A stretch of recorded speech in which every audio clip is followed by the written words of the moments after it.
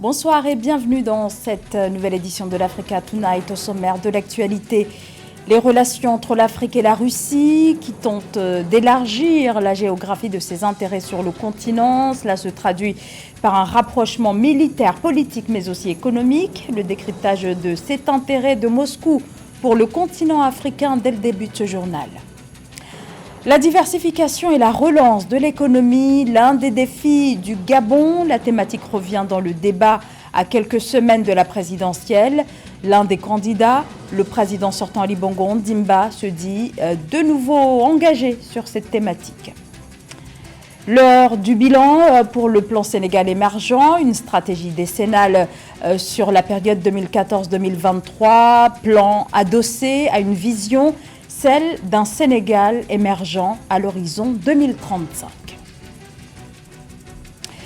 La grâce présidentielle accordée au Tchad à 110 personnes jugées et condamnées après les manifestations du 20 octobre 2022. Ces personnes avaient, entre autres, été condamnées pour des faits d'attroupement non autorisés, coups et blessures volontaires et incendies volontaires. Toutes ces personnes sont désormais graciées par la présidence tchadienne. Ce geste intervient au moment où le président de la République démocratique du Congo, Félix Tshisekedi, également facilitateur de la communauté économique des États de l'Afrique centrale dans la crise politique tchadienne, est attendu au Tchad.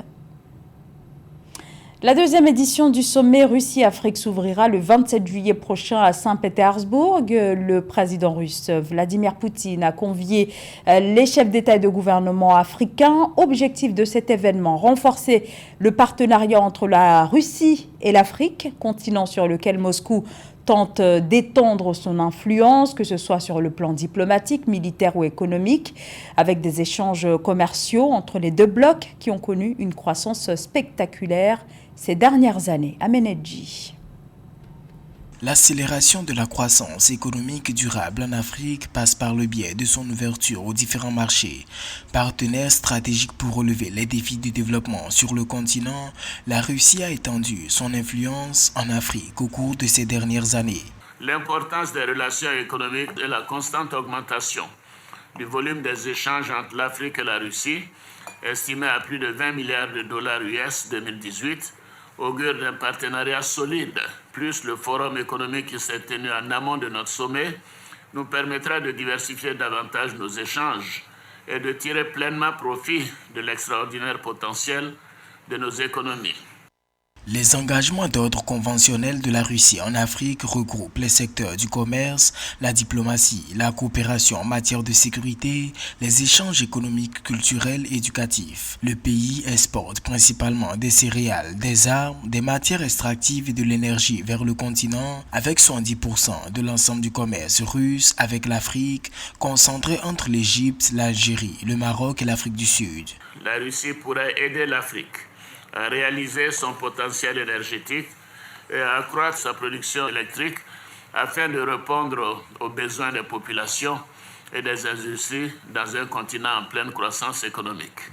En 2019, lors du sommet de Sochi, le président russe Vladimir Poutine avait pris l'engagement de doubler le niveau du commerce russe avec l'Afrique en 5 ans. L'intérêt pour la Russie envers l'Afrique a connu un regain d'intérêt ces 2 dernières années dans la volonté de trouver des partenaires sûrs après les sanctions prises contre l'Occident à la suite des opérations militaires en Ukraine entamées le 24 février 2022. 27 candidatures ont été déposées au centre gabonais des élections. Il s'agit des candidatures déposées pour l'élection présidentielle. L'examen des dossiers est donc désormais lancé du côté du centre gabonais des élections. L'organe chargé des élections a jusqu'au 26 juillet pour publier la liste définitive des candidats retenus.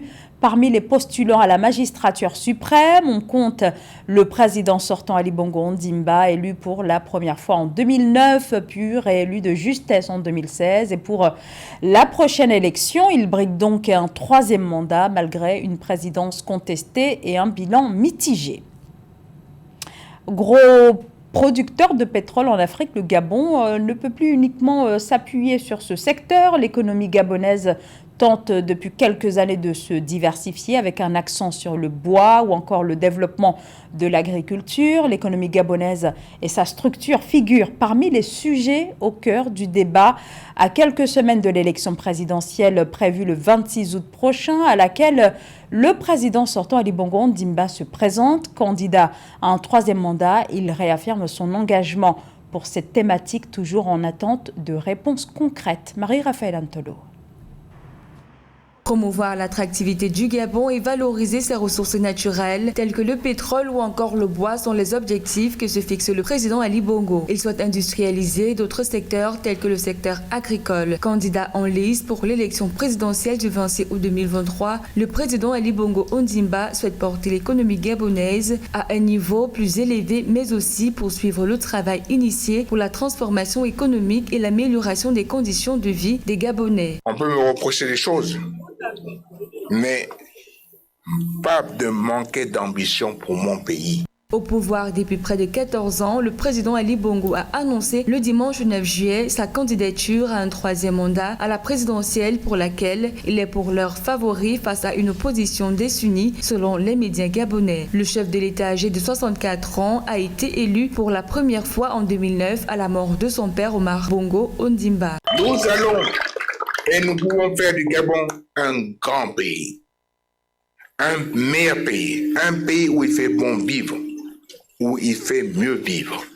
Rappelons que c'est en 2016 que le président Ali Bongo avait été réélu avec 50,66% de voix d'avance sur Jean Ping, qui lui avait obtenu 47,24% de voix. Ce dernier n'étant plus candidat, ses opposants les plus farouches à l'élection en vue sont Alexandre Barreau-Chambrier du Rassemblement pour la Patrie et la Modernité, ancien ministre des Mines, du Pétrole et des Hydrocarbures, et Paulette Missambo de l'Union nationale, ex-ministre d'Omar Bongo.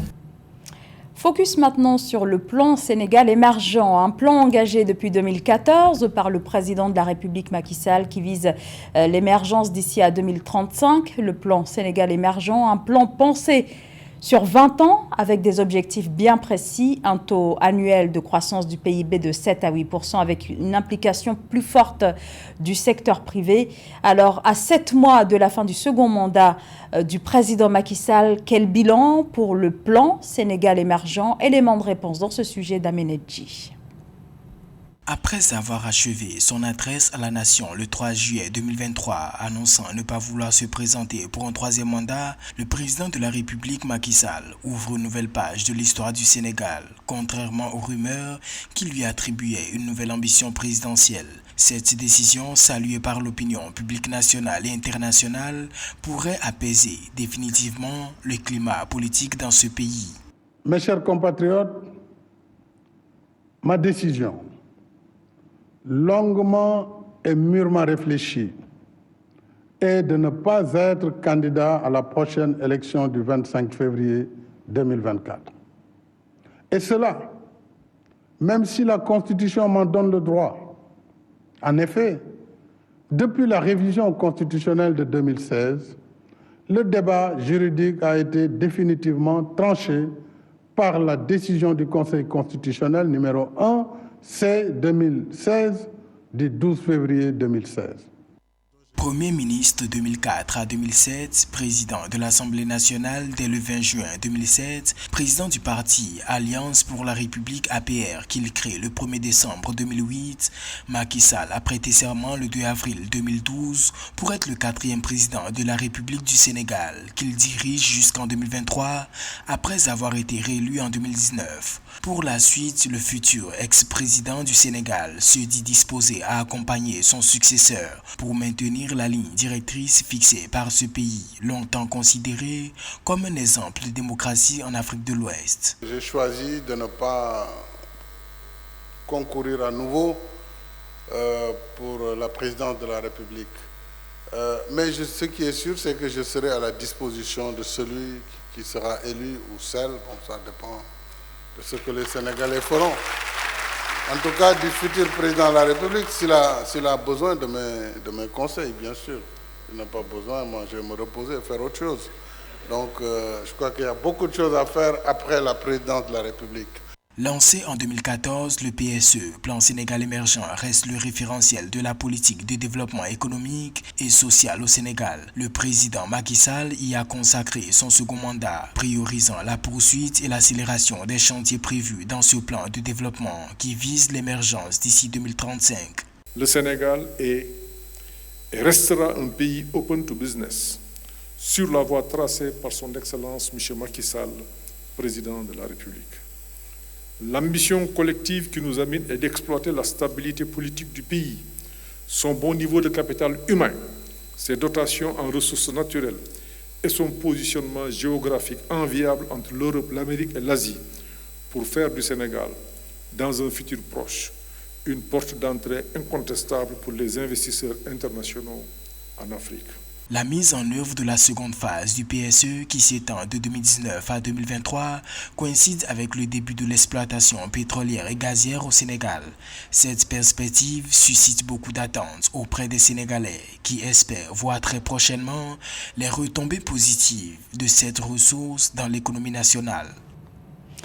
Le président du Nigeria, Bola Tinubu, a pris des mesures drastiques face à la flambée de l'inflation et à la crise alimentaire qui pèse sur le pays le plus peuplé d'Afrique, où 80 millions de personnes vivent sous le seuil de pauvreté.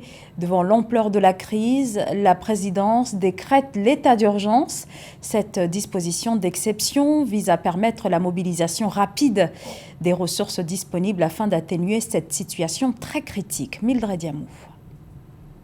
Depuis le 13 juillet 2023, le Nigeria est en état d'urgence pour contrer l'inflation et une crise alimentaire. La mesure décrétée par le président Bola Tinubu intervient en réponse à l'inflation galopante dans le pays qui menace la sécurité alimentaire des populations d'après un communiqué de la présidence. Le chef de l'État a également ordonné la distribution immédiate d'engrais et de céréales aux agriculteurs et aux ménages pour atténuer les effets de la suppression des subventions tout en augmentant les revenus des exportations alimentaires et agricoles. Le nouveau président Tinubu a les capacités, avec tout le potentiel militaire qu'il a au Nigeria, peut lutter contre l'insécurité militaire qui sévit dans tout le Nigeria et surtout au nord. Et puis, il a aussi les capacités financières, avec les rentrées de devises provenant du pétrole, d'investir massivement dans l'agriculture qui a été délaissée depuis les années 70. Et puis d'inciter les milliardaires nigériens, en l'occurrence Ali Dangote, à investir massivement 60% de leurs capacités financières dans l'agriculture. Les données du Bureau national des statistiques indiquent que depuis janvier 2021, le taux d'inflation global au Nigeria est resté élevé. Il atteint un niveau record de 22,41% en mai 2023, en glissement annuel contre 22,22% en avril, soit une hausse de 0,19% avec les denrées alimentaires comme principal facteur de cette inflation. Il faudrait nourrir les 200 à 300 millions de Nigériens parce que sinon, c'est des dizaines et des dizaines de milliards de dollars qui seront affectés à l'importation de produits alimentaires alors que le Nigeria a les capacités et les terres pour nourrir sa population. Parmi les plans d'intervention prévus par le gouvernement nigérian, l'allocation d'une partie des économies réalisées grâce à la fin des subventions sur les carburants pour soutenir le secteur agricole à court terme et stimuler la création d'emplois dans le secteur. Le gouvernement envisage également la création du Conseil national des produits pour stabiliser les prix des denrées essentielles et maintenir les réserves stratégiques, le renforcement de la sécurité des fermes et agriculteurs, ainsi que du rôle de la Banque centrale dans le financement de la chaîne de valeur agricole. La gestion des déchets, une question de santé publique et un enjeu environnemental, mais l'Afrique manque d'infrastructures. La conséquence directe sont ces immenses décharges à ciel ouvert que l'on retrouve dans plusieurs capitales africaines où les déchets plastiques se comptent par milliers de tonnes. Alors face à l'urgence, quelle réponse de la part des pouvoirs publics? Nous nous sommes rendus au Cameroun. Voyez ce reportage de Marie-Raphaël Antolo. Afin de mettre fin à l'état d'insalubrité persistante dans certains coins de la ville de Yaoundé, les autorités camerounaises vont instaurer une taxe pour financer l'activité de nettoyage. Cette taxe vise notamment à assujettir les producteurs des ordures selon le principe du pollueur-payeur dans l'optique de conscientiser chaque individu de passage ou vivant dans la ville. Nous savons que depuis des dizaines d'années, Isacam, une seule société, a eu le monopole de cette activité. D'après la Banque mondiale, la ville de Yaoundé a besoin d'un minimum de 15 milliards de francs CFA chaque année pour assurer le ramassage des ordures. Cependant, par an, le gouvernement camerounais n'a aucun budget d'un peu plus de 4 milliards de francs CFA pour cette activité. Avec l'accroissement de la population et tout ce que cela peut impliquer, cette unique société s'est trouvée dépassée par le volume des ordures. Pour trouver des solutions durables au nettoyage des ordures à Yaoundé, le maire de la ville, Luc Messia Tangana, ambitionne en outre de recruter de nouveaux opérateurs outre la société Isacam, au regard du volume sans cesse croissant des ordures produites dans la capitale en raison de la poussée démographique et de l'extension de la ville. C'était le journal de la rédaction. Merci de votre fidélité. L'information continue sur Africa 24.